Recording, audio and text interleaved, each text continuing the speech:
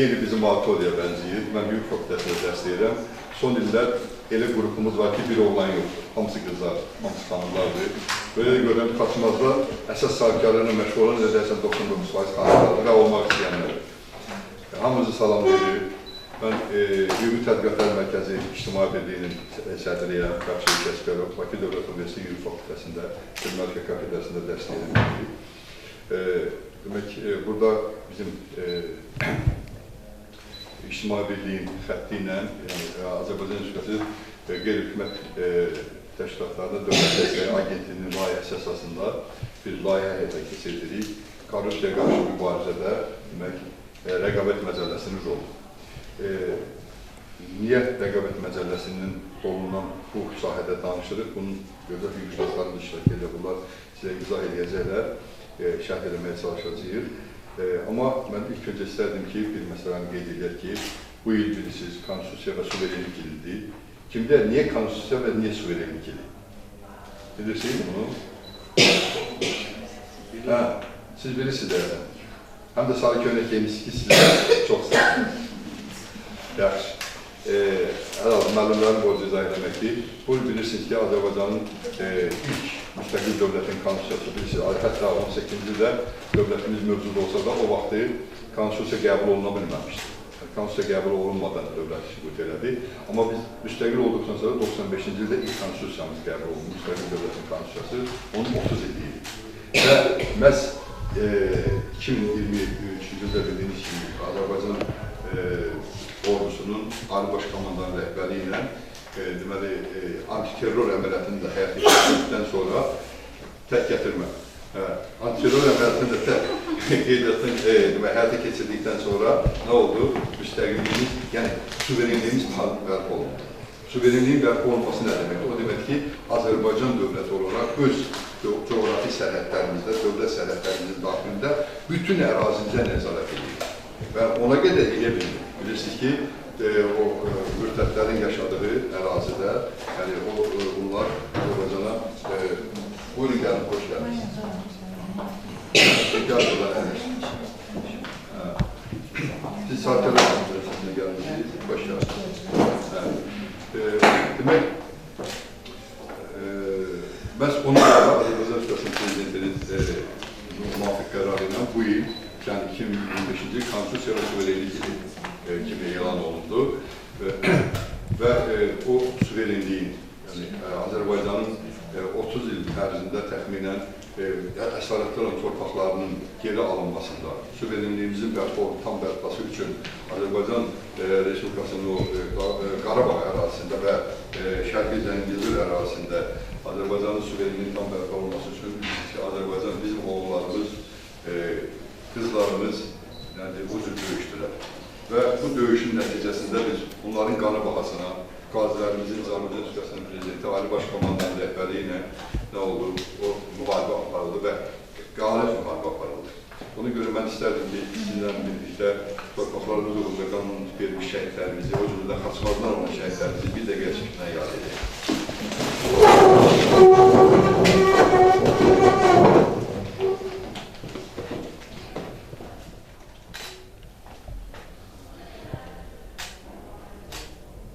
Allah rəhmət eləsin, ruhları şad olsun.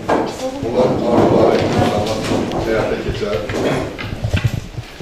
Və bugünkü gün ayın 8-i qəribə bir tarixdir, bilirsiniz. 2008-ci ildə məhz bu tarixdə Rusiya Gürcüstana hücum elədi. O qanun müharibələri getdi. Və bu gündə Amerika Birləşmiş Ştatlarında Azərbaycan Respublikasının Prezidenti, Ermənistanın baş naziri və Amerikanın Prezidenti Trump'ın rəhbəri ilə sülh müqaviləsinin ilk variantı, yəni orada sülh müqaviləsi paraflanacaq. Buna görə də biz istərdik ki, bu münasibətlərdə, yəni Azərbaycan xalqının o arzularını, istəklərini ki, Azərbaycan, Qafqaziyada sülh olsun həmişə. Bax, o baxımdan biz çox böyük ümidini gözləyirik ki, o sülh müqaviləsi imzalansın. Nəhayət ki, Zəngəzur dəhlizi işə düşsün və Naxçıvana, o cümlədən Türkiyəyə sizlə sərbəst şəkildə keçib gedə bilər.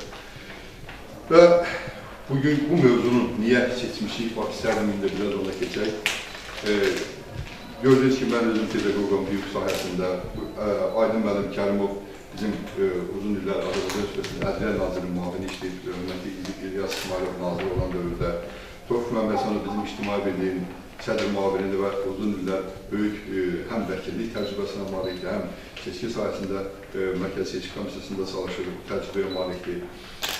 Ki bizim də təşkilat olaraq, İctimai Birlik olaraq yeganə bir dənə arzumuz olur. Nədir? Ki Azərbaycanda hüquq mədəniyyəti, hüquq düşüncəsi olsun. Bax, gəlin sizlə bir yerdə xırdaca bir təhlil aparaq.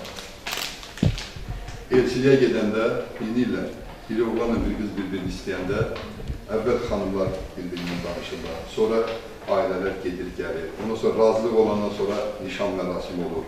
O şirin çayı iki rəngli nətər eləmək, neçə qram olsun, nə zaman çayı qarışdırmaq olar, nə zaman çayı içmək olar, sonra nə zaman nişan qoyulandan sonra toxunlar 8 martda qaynanaya hədiyyə aparmaq. Hətta qaynanaya 8 martda hədiyyə aparmasan, izdivacı pozurlar ki, qanunu pozulsa.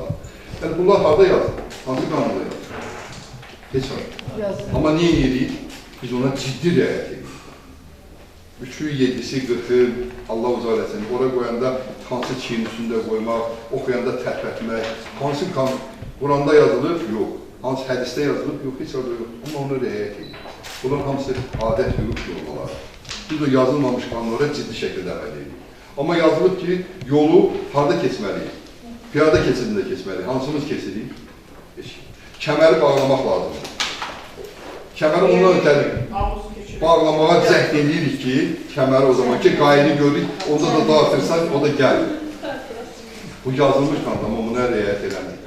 Dövlət Agentliyi, yəni qeyri-hökumət təşkilatlarına dəstək qeyri-dövlət Agentliyi ki, onlar da bizim bu layihəni bir dəfə sahibkarların məlumatlandırması ilə çıxış elədik. Bir dəfə isə korrupsiyaya qarşı mübarizədə rəqabət məcəlləsinin rolu haqqında danışmağa. Yəni, bizim üçün nə qədər çətin şərait olsa da, yəni biz o bütün şəraitlərdən istifadə edib, istər-istəməz bu mübarizəni aparacağıq. Pedaqogikdə bir səhnə var yadınızda, deyir ki, bura ancaq qan qohumlarını yermişiz. Yəni, burada da bu günləri bax, bu sahə ilə bağlı olan, buna maraq göstərən, sağ olun ki, əziyyət çəkmişsiniz, gəlmişsiniz. Yəni, düz indi qəza baş verir, işi olmasa da, biz qəlbimizin sıcaqlığı ilə deməyək, qəlbimizin həm də ağrımızın soyuqluğu ilə, soyuq başla bu məsələləri istəyini sizlə müzakirə edək. Güney xanım bu şəraiti köməkli elədi yaratmağa. Bu günləri İcra Hakimiyyətindən bizdə burada İcra Hakimiyyətinin Hüquq Şöbəsinin müdürü hörmətli Hakim Nurlanov iştirak edir. İcra Hakimiyyətindən bizim Könüllü xanım təşkil adınızı, bu yəqin yazmış adınızı iştirak edir. Və bizim Azərbaycan Sahibkarları Konfederasiyasının nümayəndəsi, yerli nümayəndəsi təşkil biraz gedəcək Calə xanım təşəkkür edib, gəlməsini iştirak edir və ən önəmlisi, yəni bizim böyük dəstəkçilərimiz onlardır. Azərbaycan Sahibkarlar Konfederasiyası iştirak edir və ən böyük dəstəkçilərimizdən biri də kiçik və orta biznesi dəstək, yəni Kobiyanın yerli nümayəndələridir ki, bugün Quba KOP dostu, onlara KOP dostu deyirik. Həqiqətən də o dost kimi hərəkət edirlər. Sahibkarlar çox böyük dəstək göstərirlər. Və onun layihələri, yəni istifadə edin, ünsiyyətiniz olsun, tanış olun, hansı layihələriniz ola bilər ki, yəni gələcəkdə əlaqələriniz olsun, məsləhətlər ola bilərsiniz. KOP dostluğu iştirak edir. Təşəkkür edib gəldiyinizə görə. Ona görə vaxtımızı çox almadan, yəni sıcaq şəraitdə ilk sözü sözsüz ki, Hakim müəllimə verək, Hakim müəllim bir neçə kəlmə desin, ondan sonra Asım müəllimə dinləyərək. İlk növdən salamlayıram. Sizlərə də xoş gəldiniz deyirəm. Bu mövzu həqiqətən də bugün aktual bir mövzudur. Yəni ki, həqiqətən də bu rəhbət haqqında məcəllərin ümumiyyətlə mövcud olub olmaması barədə çoxlarının məlumatı yoxdur. Və bugün bu mövzuda belə bir söhbət aparılması böyük bir mənası var, buna böyük bir təbliğat var. Və sizə də icra etməkdə adından minnətdarlığını bildirirlər ki, gəlmişsiniz, bu mövzuda söhbət aparılacaqdır, tarifləndirmə iş aparılacaqdır və sizə iştiraklı olurlar artıqlarıyla və tədbiri salam düzəyə. Buyurun, çok sağ olun. Teşekkür ederim. Tamam. Buyurun Osman Bey, bir iki kelime de sizin açılış şekliyle. Salamlayıram əndərinizi. Ümumiyyətlə, qanunvericiliyi ilə bağlı olan hakimiyyətimə təşəbbüslərimizlə səmərəli olduğunu düşünürük və ümid edirik ki, bu kimi təşəbbüslərin davamı olaraq sizin təşkil etdiyiniz bu tədbirlə sahibkarlarımız, potensial sahibkarlarımız üçün faydalı olacaq, onlara fayda edəcək. Uğurlar. Çok sağ olun. Teşekkür ederim. Yani tədbirimizi sadece biz təxminən 2 saata hesablayırdıq. Belə görün, belə geçsə, biraz mənə gəlir ki, qısa eləmək lazımdır, çox danışma. Amma mənim qeyrada bilirsiniz, 45 dəqiqə, 2-45'i danışmasa otura bilmirik, gələ 2-45 vaxtında başlasınlar. Sözsüz ki, istərdim olaraq rəqabət məcəlləsi ilə, korrupsiya qarşı mübarizə rəqabət məcəlləsinin əhəmiyyətinə bağlı bir sözü Aydın Müəllim Kərimov elədi ki, bizim Azərbaycanın, müstəqil Azərbaycan yaranandan sonra bütün qanunverici aktlarının demək olar ki, qəbul olmasında ilk fundamentində, təməlində dayanan bir insandır. Ona görə onu dinləsə daha yaxşı olar. Ama biraz interaktif keçirdi. Mən sizinlə danışıram, auditoriya. Azərbaycanın həyəcanlanır. İkinci tərəfdən də bu mövzunun özü çox mürekkəbdir. Deməli, korrupsiyaya qarşı mübarizədə rəqabət məcəlləsi olur. Təkcə korrupsiya haqqında danışsaq, bir gerək günlərlə orada danışaq və yaxud da rəqabət məcəlləsinin təkcə özündən danışsaq, bunların günlərlə orada problemimiz gedəcək. Eyni zamanda bunların ikisi bir yerdə sintezdə çox mürəkkəbdir və eyni zamanda əlavə olaraq onu deyim ki, deməli, rəqabət məcəlləsinin yeni qəbul olunmağı özü Azərbaycan cəmiyyəti üçün yenidir, yeni ictimai münasibətlər formalaşdırır. Və yeni ictimai münasibətlərin formalaşdırılması mütləq yeni təfəkkür formalaşdırmağa gətirib çıxaracaqdır. Yəni, bizim insanlarımız əgər rəqabət məcəlləsini bilməsə, əgər insanlarımız rəqabətin nə olduğunu bilməsə, onun qoymuş qanun normalara əməl eləməsə, Azərbaycanda rəqabətin inkişafı olmayacaqdır, Azərbaycana monopoliya olacaqdır, insafçılıq olacaqdır, təkərçilik deyilir, təkərçilik olacaq və belə ilə də bizim iqtisadiyyatımız inkişaf edilməyəcək, əhalinin rifahı yaxşılaşmayacaq, bazarımız bolluq olmayacaq, qiymətlər ucuzlaşmayacaq və s.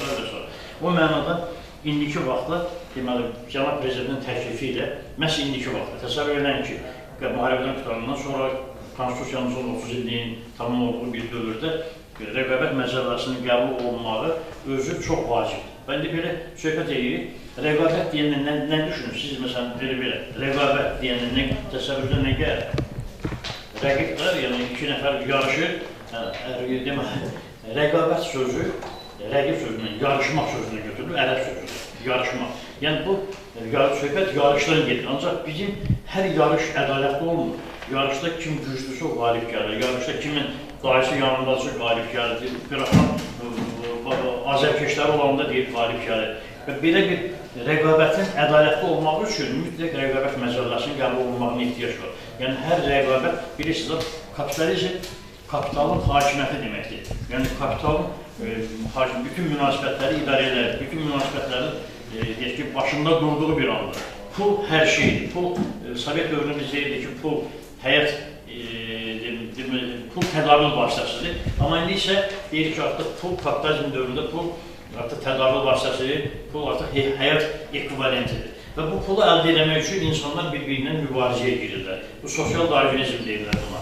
Cəmiyyətin asılı olmayaraq, ancaq mübarizə həmin o hədəfə çatmaq, yəni pul əldə etmək, qazancı əldə etməkdir. Və belə bir rəqabət, belə bir mühitdə hamı rəqabətə girdiyi bir zamanda bu rəqabəti tənzimləyən bir normalar olmalıdır. İndi orada öz başına alır, deməli, ölkənin başı altı götürər, rəqabət deyir ki, idarə olunmayan bir rəqabətə gələr ki, o da bizim cəmiyyətimizə ziyan gətirər, insanlarımızın mənəviyyatına, ölkəmizin iqtisadi inkişafına və s. ziyan gətirir. Bu mənada biz rəqib, deməli, rəqabət məcəlləsi qəbul olunur. İndi bunu niyə indi qəbul olunur? Onu da deyim. Ona görə ki, rəqabət elə bir məsələdir ki, bütün rəqabət subyektləri, yəni bazar subyektlərinin hamısı, bu rəqabətə girənlər, baxın, sahibkarlar, rəqabətlərdir. Sahibkar istəyir ki, daha çox satsın, daha çox qazansın, daha çox istehsal edəsin. Deyək ki, alıcı istəyir ki, rəqib baxın, alıcı da sahibkarın rəqibidir. O da istəyir ki, daha ucuz alsın, daha keyfiyyətlisini alsın və s. Deməli, nəzarət edən orqanlar, həmin nəzarət orqanları subyektlərlə rəqabətə girir. Həm alanla, həm satanla, həm o biri ilə eyni zamanda onlara nəzarət edir, onlara cərimələr müəyyənləşdirir və s. Və beləliklə dövlət orqanları həmin nəzarət həyata keçirir. Yenə də rəqabət burada da, bu dövlət orqanları arasında da rəqabət prosesi gedir. Və belə ilə bütün bu rəqabətin hamısını tənzimləmək üçün hər dövlətin buna gücü çatmaz. Ancaq güclü dövlətlər özləri bu ictimai mexanizmləri işə sala bilər, güclü dövlətlər bu daxilin intizamı, bu daxilin nəzarəti həyata keçirə bilər. O mənada bizim Azərbaycan dövləti məhz bu dövrdə bu qanunu qəbul edir. Çünki 30 illik konstitusiyamız var, 30 illik dövlətimiz var. Bəşir İşmanlı dediyi kimi suverenliyimiz də təmin olunubdur, ərazi bütövlüyümüz təmin olunubdur və belə bir dövrdə bu rəqabət məcəlləsinin qəbul olunması lazımdır. İndi burada bir sual ortaya çıxar ki, bu nəyə lazımdır? Niyə yeni qanunlar, əgər mən yəni iştirak eləmək istəyən olsa bir yerdə yəni interaktiv şəkildə deməli bir şey deyim də, bir gün Molla Nəsrəddin gəlib məclisə, mənim kimi işini bilmirmiş. Deyir ki, cəmaat bilirsiniz nə var? Cəmaat deyir ki, yox bilmirik. Deyir ki, bilmirsiniz mənim buraya çağırmısınız? Biraz keçir, 2 gündən sonra bir də gəlir, cəmaat yenə görüşür. Deyir, cəmaat bilirsiniz nə var? Cəmaat deyir, hə bilirik. Deyir ki, onda mənimlə çağırmısınız? Bilirsiniz ki, mənə ehtiyac yoxdur. Üçüncü dəfə gələndə cəmaat hamısı bu dəfə də cəmaat təcrübələrlə bir dəsə deyir ki, bilirik, bir dəsə deyir bilmirik. Deyir, bilənlər çağırmısınız? Bilənlər bilməyənlər öyrəsin bundan sonra. Bunlar deyirlər, Molla Nəsrəddinin 3-cü metodu və ya yerində indi deyək, pedagoglar deyirlər ki, interaktiv metod. Amma buna baxmayaraq, yəni burada bu interaktivliyi qorumaq eyni zamanda həm təlim, tədris, öyrənmək metodu kimi çox yumuşaq və yaxşı. Həm də eyni zamanda insanların özləri düşünərək, yəni bu təlimdə, tədbirdə iştirak edir. Bu mənada bəzən sual verəndə, yəni heç nə çəkinməyən, utanmayan, səhv eləmək bizim haqqımızın haqqı var. Biz yəni söhbət edirik, ona görə də mən deyəndə bir şey soruşanda. Baxın, indi bu qanunu bugün biz belə deyək ki, niyə qəbul edirik? Bax, bu zamanın deyilməndən danışdırmaz. Amma siz deyin ki, niyə qəbul edirik? Bax, nəyimizə lazım? Bu rəqabət məsələsi olmasın, onsuz da yaşayırıq da. 2 il bundan qabaq yox oldu, adam biri yaşayırıq, beləcə heç bir fərqi də yoxdur. Çətin də, eyb yox. Bu, mən bildiyimi deyim, sonra bir yerdə müzakirə edir. Baxın, deməli, 2 il bundan qabaq təbii ki, bunu dediyimiz kimi də dövlətimizin güclənməyə lazımdır, suverenliyimiz lazımdır. Amma eyni zamanda biz bütün nə iş görürsə bu həyatda, hamısını təkcə ölkəmizin daxili üçün yox, həm də beynəlxalq aləm üçün, beynəlxalq standartlara uyğunlaşdırmağa gedirik. O həyatımızı ona uyğunlaşdırır. Onunla bağlı həmişə mən təlimlərdə də, dərslərdə də bunu deyirəm ki, yer kürəsində ən böyük canlı oldu dinozavr. Ondan böyük canlı oldu. Dinozavr dünyanın boyu, ölçüsü, çəkisi. Təsəvvür edin ki, dinozavr göydə uçurdu, suyun altında yaşayırdı, torpağın altında yaşayırdı və onun zirehindən lazer şüası keçmir. Lazer şüası birisi 2 metr etibardan da keçir, amma onun zirehindən keçmir. Yəni, o qədər güclü bir canlı oldu. Amma o güclükdə, o gedən prosesin içində rəqabət məcəlləsinin qəbul olunmağı, o insanlar arasındakı bir üzrə dayanmış, bir-birini ki, didməyə hazır olan o insanların, rəqabət aparan insanların münasibətlərini düzgün qurmaq, düzgün tənzimlənmək tələb olunur. Və bu düzgün tənzimlənmə mütləq monopoliyanı aradan götürəcək. Monopoliyanı götürsə də əgər, monopoliya olmasa artıq bazarımız bol olacaqdır. Hamı istədiyi malı gətirəcək, istədiyi məhsulu gətirəcək, hamı istədiyi məhsulu istəsəl eləyəcək, hamı istədiyi məhsulunu bazara çıxarda biləcək və s. İndi əgər bir adam deyirsə, yox, bazara ancaq məsələn, tutaq ki, sən malı gətirməmişsən, Xaçmalın bazarına yox, aparan hara istəyirsən başqa yerə, artıq monopoliya yarandı. Sən deyək ki, yadığın məhsulu bizə ver, sən də özün müstəqil satma və s. Bunlar hamısı rəqabət, həmin o rəqabətin, ədalətli rəqabətin qarşılanan mexanizmləridir. Və biz bugün rəqabət məcəlləsini qəbul eləməklə, məhz bu məsələ çox danışım mən.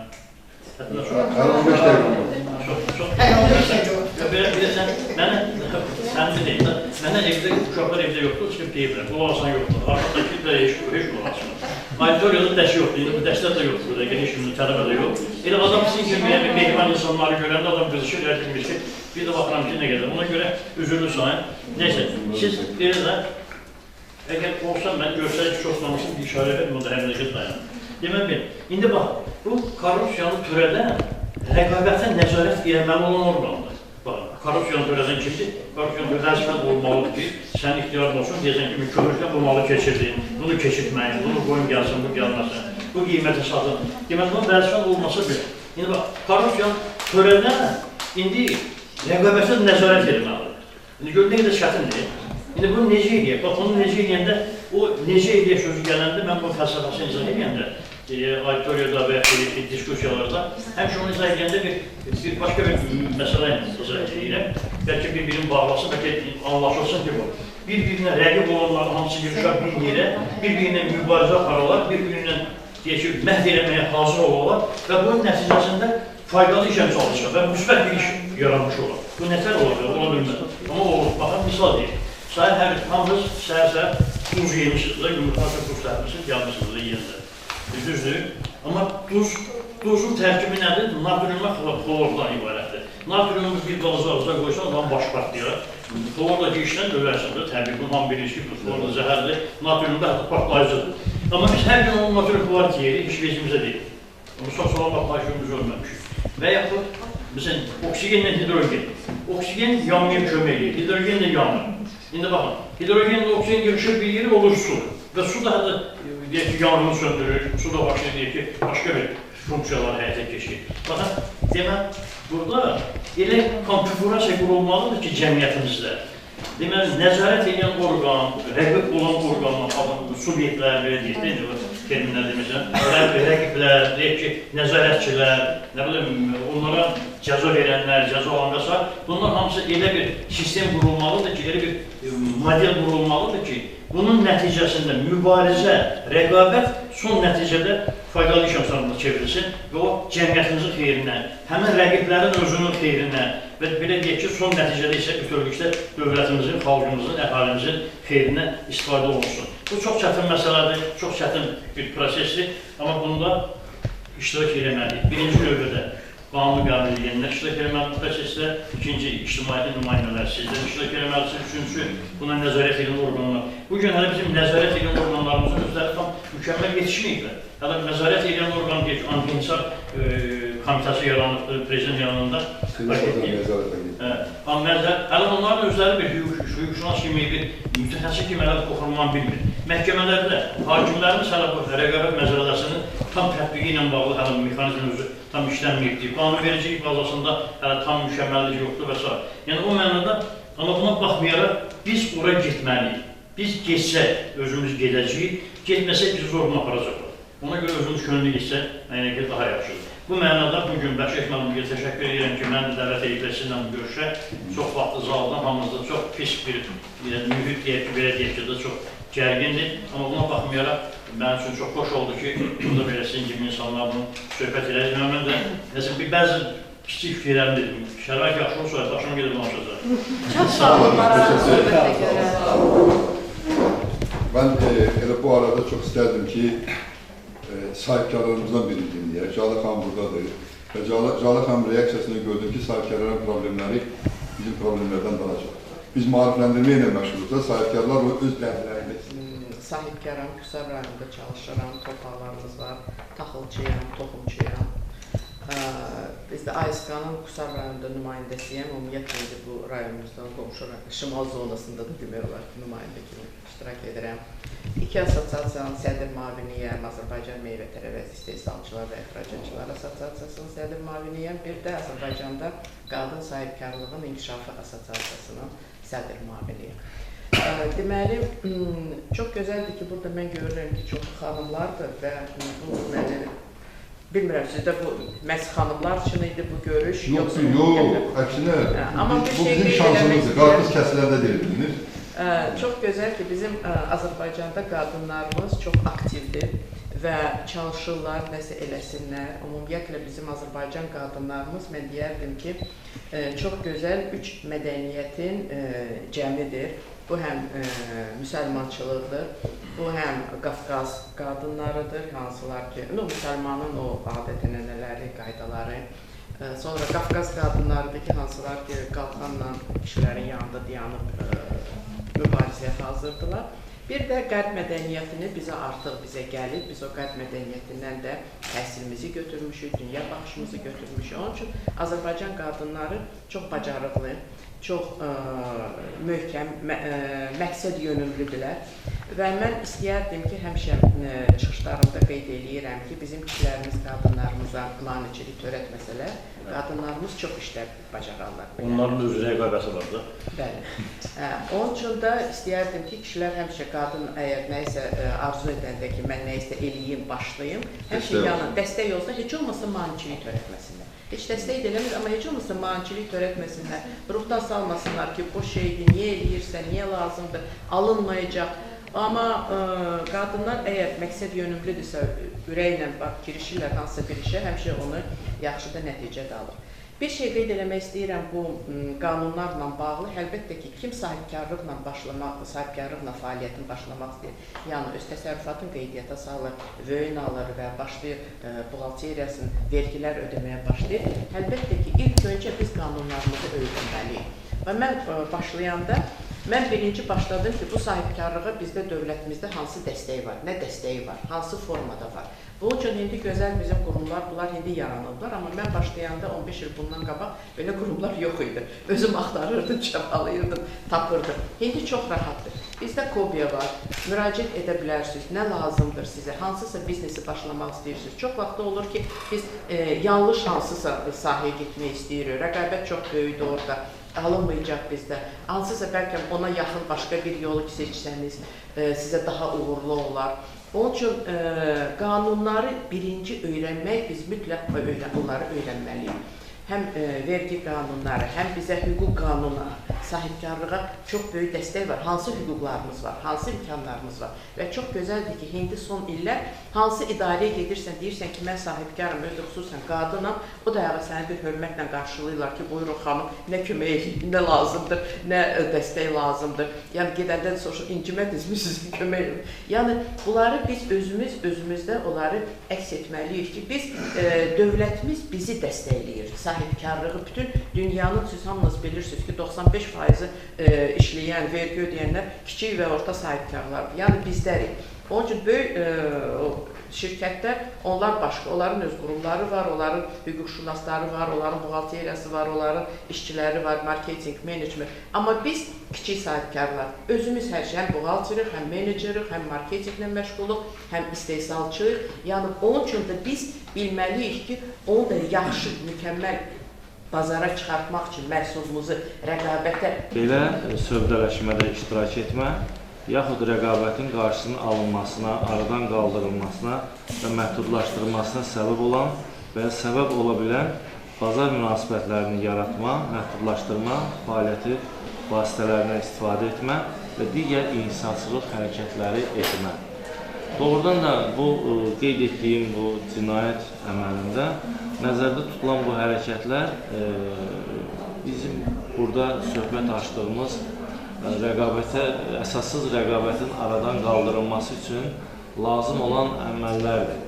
Yəni, belə deyək ki, bunlara düzgün bir cəza tətbiq olunsa, bu qeyd etdiyimiz problemlərin aradan qaldırılmasında mühüm əhəmiyyətli rol oynayırlar. Və bu, deyək ki, bu cür hərəkətlərin edilməsi haradan baş verir, nədən baş verir? Jalə xanım müəyyən mənada aydınlıq gətirdi bizlərə ki, yəni, ilk növbədə insanlar hüquqlarını bilməlidirlər.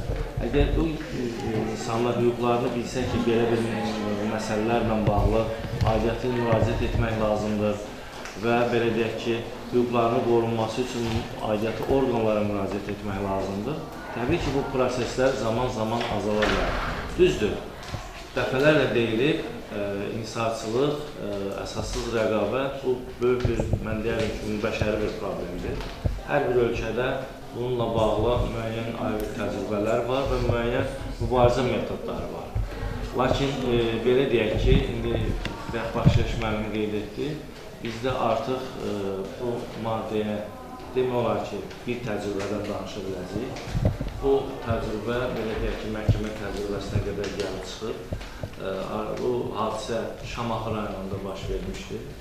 Şamaxı rayonunda, belə deyək ki, kartel sövdələşməsində iştirak edən iki, belə deyək ki, əsassız rəqabətə meyl açan bir insanlar haqqında, belə deyək ki, aidiyyatı olaraq rayon prokurorluğuna şikayət daxil olub və o cümlədən İqtisadi İnkişaf Nazirliyinə belə bir şikayət daxil olmuşdur. və belə deyək ki, istintaq aparılmış, cinayət işi başlanmış və belə deyək ki, günahkar insanlar məhkəmə məsuliyyətinə verilmişdir. Düzdür, ilkin olaraq cəza siyasətində deyək ki, onların tutduğu əməl belə deyək ki, yüngül cəza ilə nəzərdə tutulub, azadlıqın məhdudlaşdırılması ilə bağlı onlara cəza verilmişdir. Lakin mən demək istəyirəm ki, bu bir ilkdir. Mən sözümü ona gətirmək istəyərdim ki, bu cür insaçılıq hərəkətləri və rəqabətin aradan qaldırılması ilə bağlı qətl cinayət məcəlləsində mübarizə aparmaq mən deyərdim ki, bu tam kifayət etmir. Qeyd etdiyim kimi, dövlətin siyasi iradəsi, vətəndaşların maariflənməsi və o cümlədən vətəndaş cəmiyyətinin bu proseslərdə aktiv iştirakı daha çox önəmlidir. Yəni, biz diqqəti çatdırmaq istəyirik. Ola bilsin ki, sizlərlə biz gələn görüşlərimizdə biz artıq yeni, belə deyək ki, məhkəmə təcrübələrindən danışacaq və daha detallı və o cümlədən hesab edirəm ki, beynəlxalq təcrübədən müəyyən bir statlar sizə təqdim edəcəyik. Və mən bir məsələni də nəzərinizə çatdırmaq istəyirəm ki, bu maddənin, qeyd etdiyim əməllərin müəyyən mənada ağırlaşdırıcı halları var. Həmən maddənin 199-cu maddənin 2-ci hissəsi eyni əməllərin təkrar törədilməsi, mütəşəkkil dəstə tərəfindən törədilməsi, şəxs tərəfindən öz qulluq mövqeyindən istifadə etməklə törədilməsi, xeyli miqdarda ziyan vurması və xeyli miqdarda gəlir əldə etməklə törədilməsi bu maddələrin ağırlaşdırıcıdır, halıdır və orada əgər bu hədə-qorxu ilə tələb etmə əgər formasındadırsa və küllü miqdarda ziyan vurma və xüsusilə küllü miqdarda gəlir əldə etməksə, bu da ağırlaşdırıcı hallardan biri kimi nəzərdə tutulur. Və mən onu da qeyd etmək istəyirəm ki, bir yaxlarım qeyd etdim, 2000-ci ildə qəbul edilmiş ilk redaksiyada cinayət məcəlləsində maksimum cəza həddi 7 ilə qədər nəzərdə tutulursa, artıq yeni redaksiyada maksimum cəza həddləri 12 ilə qədər azadlıqdan məhrum etmə cəzası ilə nəzərdə tutulur. Təbii ki, bu hər bir işin ayrı-ayrı aspektləri var, hər bir şəxsin tutduğu cinayət əməlinə görə onun layiqli cəzası var və burada bu məsələlər nəzərə alınmaqla həyata keçirilir. Bir daha qeyd etmək istəyirəm ki, hesab edirəm ki, maariflənmə tədbirlərini davam etdirilməlidir. Belə bir təcrübələr, istər beynəlxalq təcrübədən, istər yerli təcrübədən gələcəkdə daha detallı şəkildə sizlərə təqdim ediləcək. Çok sağ olun, teşekkür ederim. Çok doğrudur. Biz mübarize yolu mesela qeyri-hükümətə maarifləndirmədə görürük. Rəhmətli Mirzə Cəlil babamızın, Sabri babamızın o qoyduğu yol ki var, Əkinci qəzetin qoyduğu yol var ki, maarifləndirmək, insanları gözünü açmaq. Bu Kefli İskəndər obrazı yəqin ki, yadınızdadır. Yəni o dərdindən içirdir, amma içirdi həqiqəti deyildi. Belədir mi? Və cəmiyyətimiz həqiqətən elə. Mən ərəşim, sağ olun, bir dəqiqə vaxtında alacaq. 3-cü kurslara yazılı dərs deyirik, 4-cü kurslar isə sentyabrdan başlayırlar. Bu 3-cü kurslara aslında bizim kafedə gəlirlər. İlk soruşduğum o, Ölülər tamaşasına baxmışsan ya yox. Usta Zeynalı oxumusan ya yox. Əgər onu eləməkləsə, ondan sonra istərsəniz bir fikirləşirsən ki, niyə görə biz o cəhalətin, xurafatı içimizdən ata bilmirik? Bizi bu vəziyyətə salan nədir? Baxırsan o cəhaləti, xurafat.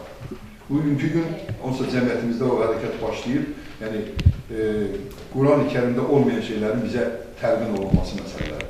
Yəni biz artıq ayırmalıyıq bu şeylərdə. Və onların da qızım ən böyük, çox gözəl təkliflər dediniz ki, biz maarifləndirmədə görürük. İstəyirik ki, sizlərin dəstəyindən istifadə edək, sizlərə o pasya ataq ki, sizdə qol vura biləsiniz. Deyən özdə Xaçmada yaxşı qadın komandası var, futbol oynayan. Tam razıyım, mənə söz deyim, çox da olunur, doğumlar da maarifləndirmə işləri çox vacibdir və çox gözəldir ki, bizim artıq o böyük yaşlı nəslin öz hansısa biz cəmiyyət qarşısında borcumuzu fikirləşirik ki, yeni nəsillərə nəsə deyək, bilmədiyimiz deyəndə onu lazımlı qaydada yazıb təqdim edirlər. Mən sizi inandırım ki, onları dinləyirlər, baxırlar və lazım olan, necə deyim də, şeylər qəbul olunur, lazım olan hərəkətlər. Onun üçün bizdə burada Xaçmazda bizim asosiasiyamızın şöbəsi var. Mən indi onu öyrənərəm, deyərəm ki, məsələləri birləşin, assosiasiya, bir yerdə olun, yığışın, bir-birinizi dərdini danışın, probleminizi danışın, müzakirə edin, ona assosiasiya təqdim edin ki, yaza bu şeylər lazımdır. Biz bu yaxınlarda Qusarda assosiasiyamızın iclasını keçirdik. Başçı bizi çox gözəl qəbul elədi, çox gözəl dəstək elədi, qadın sahibkarlığa gördü. Yəni, aktiv olmaqla, o demək deyil ki, gedib hansı məmurun konfetində çıxır, bağır sala, dava sala. Qayda yolları var. Normal yolları var. Gedib onlarla danışmaq olar, öz tələblərimizi demək, öz problemlərimizi demək. Problemlərlə də harası çıxanda birinci özümüzə baxmalıyıq ki, bəs mən haqlıyam, mənim sənədlərim yerindədir. Nə olar ki, mən istəyirəm ki, məsələdə mənim 3 otaqlı evim olsun. Amma məsələ deyirəm də, mənim ona imkanım varmı? Mən bunu istəyirəm. Gərək onun üçün, amma istəyirəmsə, deməli, mən işləməliyəm, pul qazanmalıyam, artmalıyam. O cürdə hər bir şeydə problemdə. Qonşu mənə nəsə elədi, mənim hüququm varmı? Uşağımıza nəsə oldu, bunun hüququ varmı? Bunu nə eləməliyim? Hansı sənədlərimiz var? Yəni, bunların hamısını eləyəndən sonra artıq gedib rahat danışa bilirik. Məmur da heç nə deyə bilmir. Çünki doğrudan da hüquq sizin tərəfinizdən. Bu hüquq qaydaları bilmək çox vacibdir. Çox sağ olun, təşəkkür edirik. Və sonda istərdim ki, biz bir neçə kəlmədə o rəqabət məcəlləsi ilə bağlı bir dənə məsələni qeyd edib ki, rəqabət məcəlləsinə görə nəzarət edən orqan Azərbaycan Respublikasının prezidenti yanında Anti-İnsar və İstehlak Bazarının Nəzarət Dövlət Agentliyi. Bu təşkilat İqtisadiyyat Nazirinin nəzdindir. Amma rəqabət məcəlləsi qəbul olunduqdan sonra bu ilin fevralından bunu elədilər prezidentin yanında. Bayaq dediyim siyasətin bir qoludur ki, korrupsiya qarşı mübarizə edilər baş prokurorun yanında, bu təşkilatı da elədilər prezident yanında ki, onun yerlərə təsir imkanları və onlara əks təsirlər nə olmasın, çox olmasın. Və bunlar da daha çox yerlərə təsir edə bilsinlər. Və yeganə nəzarət edən orqan. Bunu da yaddan çıxartmayın.